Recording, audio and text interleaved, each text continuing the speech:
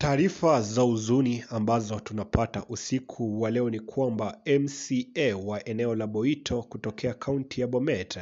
kwa jina la Charles Nyesha anaweza kupata hasara ama amekadiria hasara jioni ya leo, na hii ni baada ya nyumba yake kushika moto mkubwa baada ya kusemekana kwamba iliweza kupigwa na lightning. Inasemekana kwamba bidhaa ya mali isiyojulikana sasa hivi imeweza kuteketezwa, na vile unapata kwamba ameweza kwenda hasara kubwa sana ambayo hakuwa anakadiria, na hivyo kwa bahati nzuri unapata kwamba hakuna yeyote yule ambaye aliweza kujeruhiwa katika mkasa huo wa moto. Tunaendelea kufuatilia taarifa hizi na ujio wote ambao unazunguka taarifa za MCA huyu, utakuwa unapata updates zote kwenye channel hii.